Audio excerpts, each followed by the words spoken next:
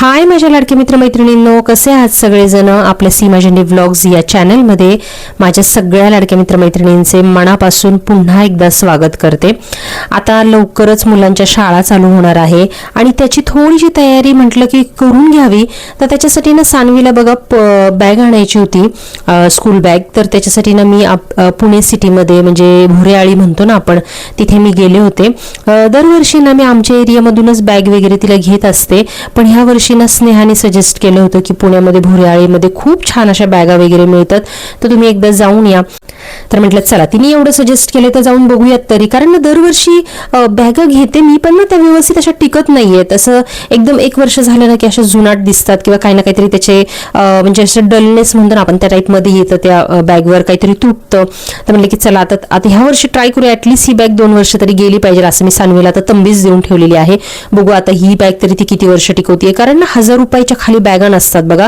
ही थोडीशी 1000च्या आतलीच मी तिला घेतलेली आहे. अजून 2 वर्ष वगैरे जरी गेली तरी खूप झालं. तरी येताना जरा थोडंसं तिला नाश्ता वगैरे दिला आणि मस्तपैकी आम्ही छान अशी शॉपिंग वगैरे करून मग घरी आलो. आता बघा सध्या अधिक महिना चालू आहे, सगळीकडे धोंडे जेवण जावयांना जोरात चालू आहे आणि आमच्या इथे सुद्धा ह्या वर्षी धोंडे जेवण होतं माझ्या नवऱ्याला. आईचं खूप हट्ट चाललं होतं की लवकरात लवकर ठेवूया, पण माझं असं चाललं होतं की अगं वेळच नाहीये, बघ आता कधी. मग फायनली एक दिवस असा ठरवला आणि म्हणलं की चला त्या दिवशी करूयात, पण तू संध्याकाळी बोलव म्हटलं. आम्हाला दिवसा काही यायला जमणार नाही कारण सानवीच्या पप्पांचं ऑफिस वगैरे असतं. तर रात्रीचा प्लॅन केला होता आणि संध्याकाळी जेवायला वगैरे आईने बोलवलं होतं. आता मला ना खरं तर एवढ्या साऱ्या ज्या पद्धती आहेत ना कुठल्या काही सणांच्या माहिती नाहीयेत, पण मम्मी मला सहज म्हटली होती की ना मी तिला विचारलं होतं की मम्मी काय आणायचं. तर ती म्हणली होती की काही नाही, काहीच आणायचं नाही, तू फक्त एक ओटी आईला द्यायची असते, पण तू नाही आणली तरी चालेल. तर मी म्हणलं की बरं ठीक आहे. आणि नंतर ना मी 1-2 जणांच्या रील्सवर किंवा स्टेटसवर बघितलं की बऱ्याच बायकांनी आहे ना आपल्या आईसाठी अशा ओट्या वगैरे नेलेल्या आहेत ह्या अधिक महिन्यामध्ये. तर मग माझ्या पण डोक्यात आलं की अरे अशी जर पद्धत आहे तर मग आपण पण आपल्या आईसाठी काहीतरी चांगलं स्पेशल गिफ्ट घेऊन जाऊयात. पण काय सांगायचं, आमच्या एरियामध्ये ना अशा पद्धतीचे जे काही नटण्या मुरवण्याच्या ज्या गोष्टी आहेत ना, जवळपास अशा एवढ्या अशा काही खास मिळत नाही. डायरेक्टली गावात, हडपसर गावात जावं लागतं आणि अगस्तीमुळे ना शक्यतो मी असं जास्त फिरत नाही, कारण एक तर ऊन आणि संध्याकाळी पुन्हा एकदा आपली स्वयंपाकाची घाई गडबड असते, मुलांची गडबड असते. तर त्याच्यामुळे ना आमच्या रोडला जेवढ्या काही गोष्टी अवेलेबल होत्या, वस्तू अवेलेबल होत्या ना, त्या मी गोळा करत होते. जवळजवळ 2 दिवस मी ह्या वस्तू गोळा करत होते. कुठं काही चांगलं मिळेल असं जरा शोधत होते मी. पण ना ज्या वेळेला मी जायचे ना नेमकी दुकानं वगैरे बंद असायची आणि एकदम संध्याकाळी जायचं म्हटलं तर मला शक्य नव्हतं की आपले स्वयंपाक हे ते, संध्याकाळीचा खूप गोंधळ असतो मुलांचा. तर जेवढ्या काही गोष्टी मला गोळा करता आल्या, आपल्या म्हणजे ज्या सुवासिनींच्या ज्या गोष्टी असतात ना, त्या मला जेवढ्या काही गोळा करता आल्या तेवढ्या मी गोळा केल्या. आणि एक आमच्या इथे ना कपड्यांचं दुकान आहे, तिथून मस्तपैकी हा बॉक्स घेऊन आले आणि यूट्यूबवर जरा बघितले की कशा पद्धतीने गिफ्ट बॉक्स आपण करता येईल. आणि त्या पद्धतीने ना मस्तपैकी सगळं ते कवर वगैरे, प्लॅस्टिक कवर सगळं ते घेऊन आले घरी. छानपैकी बसून मस्त असा तो कवर तयार केला. आता मला माहिती होतं अगस्ती मला काही करून देणार नाही, मध्ये मध्ये करेल. इथे तो तसं करत होता, पण एवढं काही त्यांनी त्रास दिला नाही, म्हणजे बसला तसा शांत.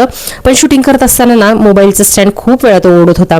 तर कसं तरी मी ते बनवलं आणि ना ह्याच्यामध्ये मला अजून सुद्धा खूप साऱ्या वस्तू टाकायच्या होत्या, जसं की नाही का हातरुमाल असतील किंवा गळ्यातलं एखादं छानसं मंगळसूत्राचं सेट असेल, असं ना काही वस्तू मला टाकायच्या होत्या.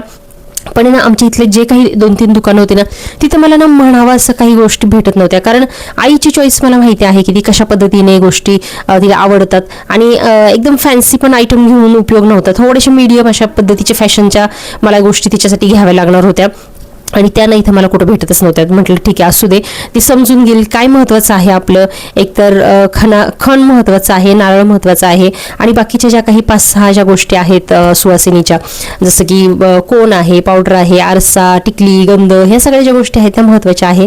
तर म्हटलं त्या जरी मिळाल्या तरी खूप झालं. आणि मेन म्हणजे ना ह्या महिन्यामध्ये ना हिरव्या बांगड्या आईसाठी द्यायच्या असतात, किंवा जर तुम्हाला बांगड्या नाही देता आल्या तर बांगड्यांसाठी निदान पैसे तरी द्यायचे असतात.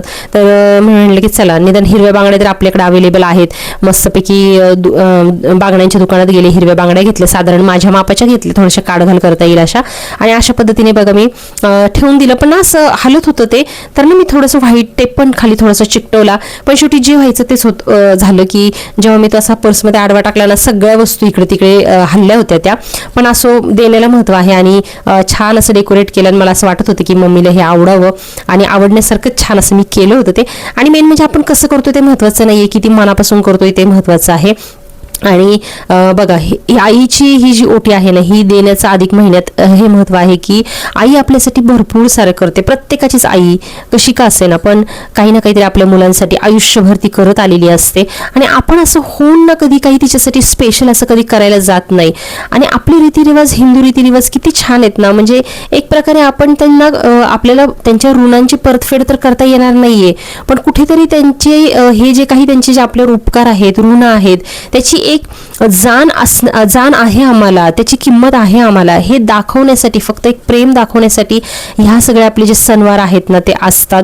आणि ह्या निमित्ताने ही ओटी जी आपण आईची भरतो ना, ती एक तिच्या प्रति कृतज्ञताच आहे की आईचे जे उपकार आहेत आपल्यावर, त्याचं एक आपण तिला थँक्यू म्हटल्यासारखंच ही गोष्ट आहे. आणि आयुष्यभर आपल्यासाठी तिने केलेलं आहे, तर एवढं तर गोष्ट आपण तिच्यासाठी नक्कीच करू शकतो. तर त्याच्यामुळे ही जी काही प्रथा आहे आपल्या हिंदू धर्मामध्ये, तर ती मला खूप आवडते. प्रत्येक सणांचं ना आपल्या धर्मामध्ये खूप छान महत्त्व आहे आणि तेच ह्या अधिक महिन्यात सुद्धा आहे. आणि सगळं छान असं रेडी पॅक वगैरे झाल्यानंतर आम्ही निघालो होतो आईकडे. तर बघा अजूनही वेळ आहे, अजूनही अधिक महिना संपलेला नाहीये. तर तुम्ही तुमच्या आईला अजून पण जर ही अधिक महिन्यातली ओटी दिली नसेल तर जरूर द्या, अशी मी सगळ्यांना विनंती करते. आणि आपल्या आईचे तर उपकार आपण फेडू शकत नाही, पण एक जाण म्हणून ही अशा प्रकारची ओटी आईला जरूर द्या. हाय मित्रमैत्रिणींनो, कसे आहात सगळेजण? आपल्या सीमाजल्ली व्लॉग्स या चॅनलमध्ये माझ्या सगळ्या लाडक्या मित्रमैत्रिणींचे मनापासून स्वागत करते. बघू शकता तुम्ही मस्तपैकी साडी वगैरे घातलेली आहे आणि गिफ्ट घेतलेले आहेत भरपूर सारे, कारण आज आहे धोंडे जेवण माझ्या नवऱ्याला माझ्या माहेरी. आणि बघू शकता अगस्त्य कुठे गेला बघा, अगस्तीचं खेळणं चाललंय अजून. बाबा चला, 7 वाजून गेले, चला सकाळ पटकनचं. तर आज आहे धोंडे जेवण, तर आम्ही चाललोय आईकडे. तर तिथे गेल्यावर दाखवते तुम्हाला की काय काय तयारी आहे आणि कसं होणार आहे धोंडे जेवण. तेव्हा हा व्हिडिओ शेवटपर्यंत बघत राहा. चला तर मग भेटूयात आईच्या घरी. किती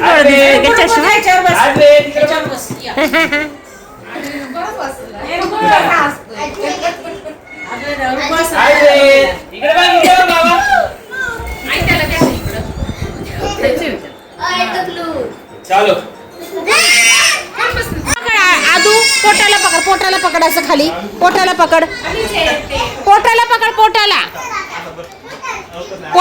असं. हा खेळ बाळा,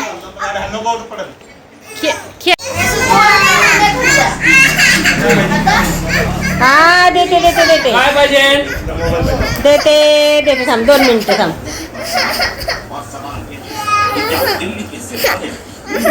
डोळ्याचं शूटिंग. तर बघा आमच्या साईडला ना धोंडे जेवणासाठी पुरणपोळ्याच केल्या जातात, नॉनव्हेज वगैरे केलं जात नाही. काहींकडे करत असतील तर माहिती नाही, पण शक्यतो मला असं वाटतं सगळीकडे महाराष्ट्रामध्ये तीच प्रथा आहे की धोंडे जेवणासाठी पुरणपोळीच केली जाते जावयासाठी, लेकीसाठी. आणि माझ्या आईने पण मस्त असा पुरणपोळीचा साग्र संगीत असा बेत केला होता. तुमच्या भागामध्ये पुरणपोळी केली जाते का, किंवा दुसरा काही नॉनव्हेज वगैरे केलं जातं धोंडे जेवणासाठी? मला नक्की कमेंट करून कळवा. तुमच्या साईडला कशी पद्धत आहे ते सुद्धा मला जरूर कळवा. आणि बघू शकता तुम्ही हे छोटंसं जे मोदकासारखं दिसत आहे ना, ह्यालाच धोंडा म्हणतात. छोटंसं असं मोदकासारखं करायचं, त्याच्यामध्ये पुरण भरायचं आणि हे सुद्धा वाढायचं असतं ताटामध्ये. अरे डान्स करा की.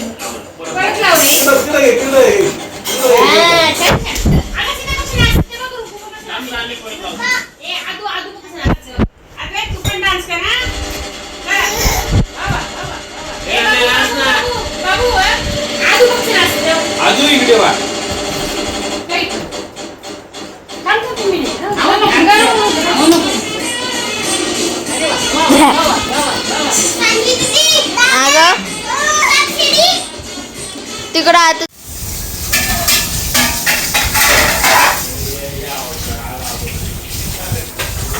जास्त नको देऊ. किती द्यायला लागतं? 33 देते तुला काय नाही तिने हा थोडीच नेणार मी. अरे देवा, नाही भरूनच ठेवलेत मी. सॉरी काय भरलेत मी दादी म्हणते चिटिंग केली. अगं नाही एवढे खायला नाही ना ग कोणी एवढं गोड मला जास्त खायचं नाही. गुळाचं आहे ते अनारसाचं काय हो नाही. बाई, गूळ तांदळाचं आहे ते. एकटं माणूस किती संपवणार सांग, ते खात नाही. गूळ तांदळाचं आहे ना त्याने एखादं काही दुसरं होत खातो, नाही. थोडंच दे. आता ताट दे, पण नंतर त्यातले थोडेसे 10-12 दे बस. अगं त्यानंतर मग मी ते तेल सोडतात, मग ते तेलकट होते, त्यापेक्षा थोडे नेलेले टिश्यू पेपर मध्ये ठेवायचे असे 4 ठेवायचे, टिश्यू लावायचे 4 अर्धेच दे, अर्धे तुम्हाला ठेवा. 2 दिवस करून घ्या अनारशी. मम्मा होय, अगं तिने AC चालू केलं रूम मधलं पण तो कोण नाही दारला ना. थोडंसं काय खायचं हे बघ, अनारशी. तिला तर लय दिवाळीचा फराळ नारळात अडकतो आमच्या इथं. पहिल्यासारखी पोरांना काय दिवाळीचा फराळ, लाडू बिडूचं काय आधी इकडं काय असायचो तिकडं काय बाबा चल नको त्रास इकडो अरे घे साजू त्याला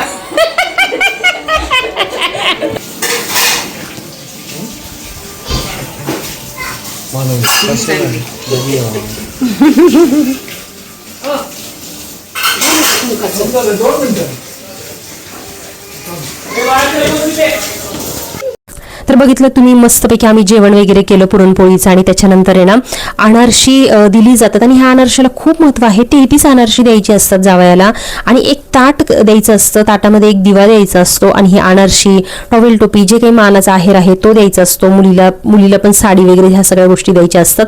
तर मला ना, मी जास्त अशा साड्या वगैरे एवढं नेसणं माझ्याकडून होत नाही, तर त्याच्यामुळे ना आईने मला पैशाचं पाकिटच दिलं होतं, आणि जावयासाठी छान असे कपडे घेतले होते, नवीन कपडे घेतले होते. त्याची चॉईस मी आणि सानवीच्या पप्पांनी जाऊन आम्ही आमच्या कपडे घेऊन आलो होतो, आणि ते मग कपडे आईने त्यांना वडिलांच्या हातातनं दिले. माझी सुद्धा छान अशी ओटी वगैरे भरली, मला सुद्धा आहेराचं पाकिट दिलं, आणि अशा प्रकारे छान असं जेवण, त्याच्यानंतर धोंड्याचा छान असा कार्यक्रम इथं पार पडला.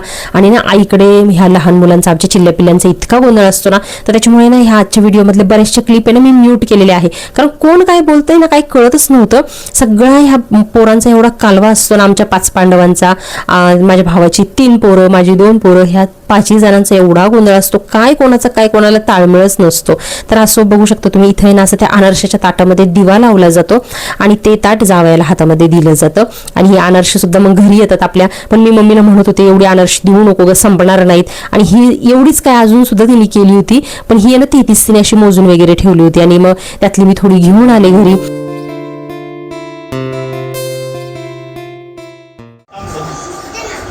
हे घ्या हे घ्या.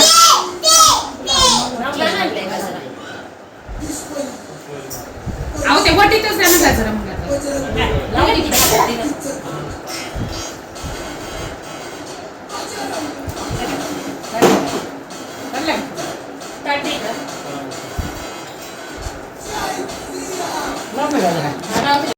तर बघा, आई वडिलांनी जावयाचा छान असा सन्मान केला, माझा सुद्धा छान असा सन्मान केला.